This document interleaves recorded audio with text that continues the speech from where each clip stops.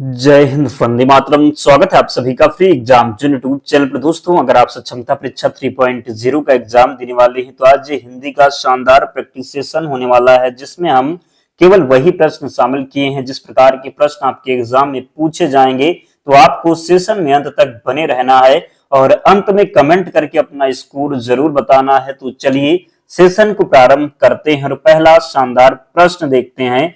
आदर शब्द से कौन सा विशेषण बनेगा? आपको बताना है कि आदर शब्द से कौन सा विशेषण बनेगा। आदरणीय, आदर पूर्वक, आदरकारी या फिर इनमें से कोई नहीं। तो आदर से जो विशेषण बनेगा ये बनेगा आदरणीय। ध्यान रखेंगे आदर शब्द से क्या विशेषण बनेगा, तो आदरणीय राइट आंसर होगा। याद रखेंगे, गलती नहीं करेंगे।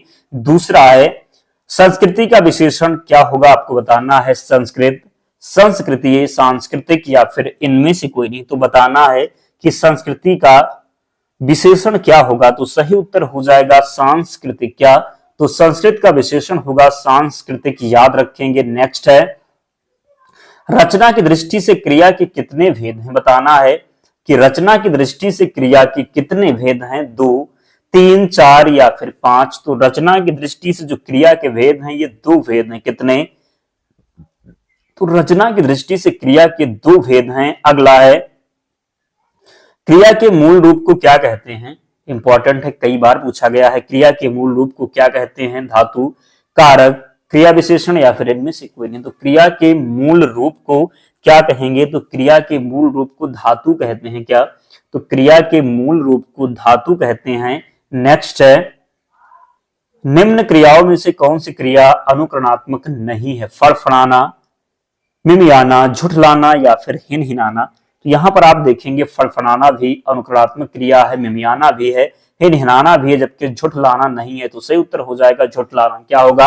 आपको पूरे ध्यान से प्रश्न को पढ़ना है, नहीं जरूर देखना। अगर प्रश्न में नहीं है तो पढ़ना है प्रश्न को पूरे ध्यान से, ताकि प्रश्न जो है आपसे गलत ना हो, सही उत्तर आप लिख करके आए। तो निम्न क्रियाओं में से कौन सी क्रिया अनुकरणात्मक नहीं है? तो झुठलाना, बाकी फड़फड़ाना, मिमियाना, हिनहिनाना ये सभी अनुकरणात्मक क्रिया है। अगला है सन्यासी का विलोम शब्द क्या होगा? राजा, भोगी, गृहस्थ या फिर ब्रह्मचर्य। तो सन्यासी का जो विलोम हो जाएगा राइट आंसर होगा गृहस्थ। क्या होगा? तो सन्यासी का विलोम होता है गृहस्थ। क्या होता है? तो सन्यासी का विलोम गृहस्थ हो जाएगा। और अभी भी जिन प्यारे दोस्तों ने वीडियो को लाइक नहीं किया है, निवेदन है आप सभी से वीडियो को जरूर लाइक कर दीजिए और चैनल को सब्सक्राइब करके हमारे साथ जुड़ जाएं। डेली आप लोग जुड़े, विश्वास रखिएगा हिंदी में एक भी प्रश्न आपसे गलत नहीं होंगे। तो आपको वीडियो जरूर लाइक करना है, चैनल को सब्सक्राइब करना है। एकाधिकार का विलोम शब्द आपको बताना है। अनेकाधिकार, सर्वाधिकार, प्राधिकार या फिर परमाधिकार। तो एकाधिकार का जो विलोम हो जाएगा क्या होगा? तो सर्वाधिकार होगा। क्या? तो एकाधिकार का विलोम होगा सर्वाधिकार। क्या होगा? तो एकाधिकार का विलोम सर्वाधिकार हो जाएगा। हर्ष शब्द के 4 विलोम दिए हुए हैं, सही विलोम शब्द का चयन कीजिए। खेद, वेदना, दुख या फिर विषाद। तो यहां पर आपको बताना है कि हर्ष शब्द के विलोम क्या होगा। जो है हर्ष शब्द, इसका विलोम क्या होगा? तो हर्ष का विलोम विषाद हो जाएगा। क्या? तो हर्ष का जो विलोम होगा ये विषाद हो जाएगा। क्या? तो हर्ष का विलोम विषाद हो जाएगा। याद रखेंगे हर्ष का विलोम विषाद होगा। अगला है दक्षिण का विलोम क्या होगा? पश्चिम, पूर्व, वाम या फिर दाया। तो दक्षिण का विलोम क्या होगा? राइट आंसर होगा दक्षिण का विलोम जो होगा ये वाम होगा। क्या होगा? तो दक्षिण का विलोम वाम हो जाएगा। याद रखेंगे। अगला है जो ईश्वर में विश्वास रखता हो के लिए एक शब्द क्या होगा? मेधावी, अविनीत, नास्तिक या फिर आस्तिक। तो जो ईश्वर में विश्वास रखता है उसको क्या कहते हैं? तो आस्तिक कहते हैं। क्या? तो ईश्वर में विश्वास रखने वाले को आस्तिक बोलेंगे, जो विश्वास नहीं रखता उसको नास्तिक कहते हैं। नेक्स्ट है जो देखने में प्रिय लगता हो के लिए एक शब्द बताइए। समदर्शी, प्रियदर्शी, प्रियपात्र या फिर दर्शन प्रिय। तो जो देखने में प्रिय लगता हो, आप लोग कमेंट नहीं कर रहे, उत्तर जरूर कमेंट करते रहें। सही उत्तर होगा जो देखने में प्रिय लगता हो उसको प्रियदर्शी बोलेंगे। क्या बोलेंगे? तो जो देखने में प्रिय लगता हो उसको प्रियदर्शी कहेंगे। क्या कहेंगे? तो जो देखने में प्रिय लगता हो उसको कहेंगे प्रियदर्शी। याद रखिएगा। अगला है शिव की आराधना करने वालों को क्या कहते हैं? वैष्णव, सिद्ध, शक्ति या फिर शैव। तो शिव की आराधना करने वालों को कहेंगे, क्या कहेंगे? तो शैव कहेंगे। क्या?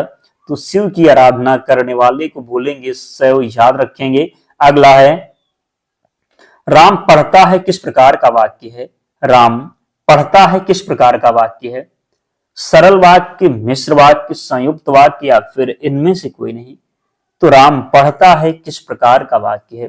तो जब एक कर्ता और एक विधेय हो तो क्या होता है? सिंपल वाक्य यानी कह सकते हैं वो सरल वाक्य होता है। तो राम पढ़ता, ये क्या होगा?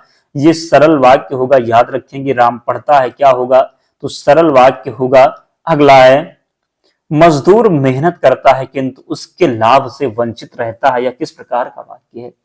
मजदूर मेहनत करता है किंतु उसके लाभ से वंचित रहता है, यह किस प्रकार का वाक्य है? सरल वाक्य, संयुक्त वाक्य, मिश्र वाक्य या फिर इनमें से कोई नहीं। तो मजदूर मेहनत करता है किंतु, किंतु परंतु ये सब जब शब्द आ जाएं तो क्या होगा? वहां पर मिश्र वाक्य होगा। तो राइट आंसर यहां पर क्या हो जाएगा? याद रखेंगे, सही उत्तर जो होगा, सॉरी, यहां पर हो जाएगा संयुक्त वाक्य। किंतु जब होगा तो क्या होगा? संयुक्त वाक्य। याद रखेंगे, मजदूर मेहनत करता है किंतु उसके लाभ से वंचित रहता है, सही वाक्य हो जाएगा क्या? तो संयुक्त वाक्य होगा। याद रखेंगे। अगला है, राजनीति अब एक व्यवसाय बनती जा रही है जो गुंडागरी के बल पर चलती है, या किस प्रकार का वाक्य है? संयुक्त वाक्य, मिश्र वाक्य, सरल वाक्य या फिर इनमें से कोई नहीं। तो राजनीति अब एक व्यवसाय बनती जा रही है जो गुंडागरी के बल पर चलती है, किस प्रकार का वाक्य है? तो सही उत्तर होगा ये मिश्र वाक्य है। क्या है? तो मिश्र वाक्य हो जाएगा। जब भी आपको जो मिल जाए याद रखेंगे मिश्र वाक्य हो जाएगा। अगला है, ईश्वर तुम्हें सफलता दे, या किस प्रकार का वाक्य? प्रश्नवाचक वाक्य, विस्मयादि बोधक वाक्य, निषेधवाचक वाक्य या फिर इच्छावाचक वाक्य? तो ईश्वर तुम्हें सफलता दे, ईश्वर तुम्हें सफलता दे। प्रश्नवाचक वाक्य में क्या होता है? जब प्रश्न पूछा जाए। विस्मयादि बोधक, कोई अनहोनी हो, हे हरे जैसे शब्द जब आपको मिल जाए।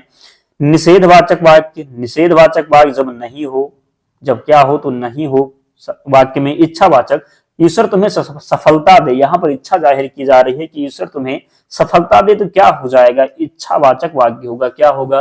तो इच्छावाचक वाक्य हो जाएगा। अगला है, टस से मस ना होना, मुहावरे का अर्थ बताइए। टस से मस ना होना, मुहावरे का अर्थ कठोर हृदय होना, जगह ना बदलना, धैर्य पूर्वक सहन करना, अनुनय विनय से ना पसीजना। तो टस से मस ना होना यानी कि अनुनय विनय से ना पसीजना। क्या होगा? तो टस से मस ना होना मुहावरे का जो अर्थ हो जाएगा अनुनय विनय से ना पसीजना।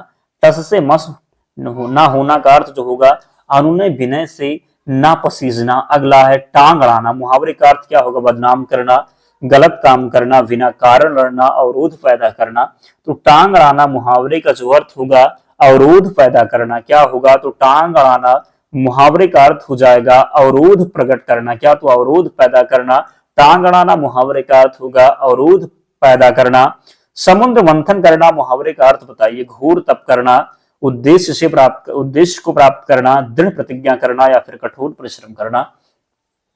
तो समुद्र मंथन करना जो मुहावरे का अर्थ हो जाएगा क्या होगा? तो राइट आंसर है कठोर परिश्रम करना। क्या? तो समुद्र मंथन करना यानी कि कठोर परिश्रम करना, जो मुहावरे का अर्थ हो जाएगा कठोर परिश्रम करना। नेक्स्ट है, मुंह का निवाला, मुहावरे का अर्थ बताइए। स्वादिष्ट एवं प्रियकर, अत्यंत प्रिय, बहुत आसान काम या फिर बहुत कठिन काम। तो मुंह का निवाला यानी कि बहुत आसान काम। क्या होगा? तो मुंह का निवाला यानी कि बहुत आसान काम। मुंह का निवाला का अर्थ जो हो जाएगा बहुत आसान काम। नेक्स्ट है,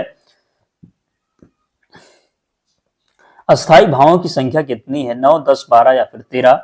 तो अस्थाई भावों की संख्या कितनी है आपको बताना है कि अस्थाई भावों की संख्या कितनी है। तो 9 है। अस्थाई भावों की संख्या कितनी है? तो 9 है अस्थाई भावों की संख्या। अस्थाई भावों की संख्या कितनी है? तो 9 सही उत्तर होगा। शांत रस का अस्थाई भाव क्या होगा? जुगुप्सा, क्रोध, शोक या फिर निर्वेद। तो शांत रस का जो अस्थाई भाव होता है क्या होता है? तो शांत रस का अस्थाई भाव होगा निर्वेद। क्या होगा? तो शांत रस का अस्थाई भाव निर्वेद होता है। क्या होता है? तो शांत रस का अस्थाई भाव निर्वेद होगा। शोक किसका होगा? तो शोक जो होगा ये करुण रस का अस्थाई भाव है। किसका? तो करुण रस का जो अस्थाई भाव है ये शोक है। याद रखेंगे। अगला है, नवरस में कौन सा रस शामिल नहीं है? हास्य, भयानक, अद्भुत या फिर वात्सल्य। तो नवरस में कौन सा रस शामिल नहीं है बताना है कि नवरस में कौन सा रस शामिल नहीं है। तो हास्य भी है, भयानक भी, अद्भुत भी, जबकि वात्सल्य नहीं है। नवरस में कौन सा रस शामिल नहीं है? तो वात्सल्य यहाँ पर राइट आंसर होगा। नवरस में कौन सा रस शामिल नहीं है? तो वात्सल्य सही उत्तर है। कवि बिहारी मुख्यतः किस रस के कवि हैं? करुण रस, भक्ति रसी, श्रृंगार रस या फिर वीर रस? तो बताना है कि कवि बिहारी मुख्यतः किस रस के कवि हैं? तो सही उत्तर हो जाएगा श्रृंगार रस के कवि हैं। किसके? तो कवि बिहारी जो है ये श्रृंगार रस के कवि हैं। कवि बिहारी मुख्यतः किस रस के कवि हैं? तो कवि बिहारी ये श्रृंगार रस के कवि हैं। किसके हैं? तो कवि बिहारी मुख्यतः श्रृंगार रस के कवि हैं। अगला है, रस कितने प्रकार के होते हैं? 3, 7, 8 या फिर 9? तो रस जो है ये कितने प्रकार के होते हैं? तो रस 9 प्रकार के होते हैं। कितने? तो 9 प्रकार। याद रखेंगे रस कितने प्रकार के होते हैं? तो 9 प्रकार। सही उत्तर हो जाएगा 9। दोस्तों 25 प्रश्न थे। आप लोग कमेंट करके बताइए कि आपके कितने प्रश्न सही हुए, कितना आपका स्कोर बना 25 में, जरूर कमेंट करके बताएं। और इसकी पीडीएफ के लिए टेलीग्राम चैनल से जुड़ जाना, लिंक डिस्क्रिप्शन बॉक्स में है, या फिर आप टेलीग्राम पर जाएंगे, सर्च करेंगे फ्री एग्जाम जोन, आपको चैनल मिल जाएगा, ज्वाइन हो जाना, वहां पर आपको सारी पीडीएफ मिल जाएगी। तो मिलते हैं नेक्स्ट वीडियो में, तब तक पढ़ते रहिए, ध्यान रखिए अपना, स्वस्थ और सुरक्षित रहिए। जय हिंद।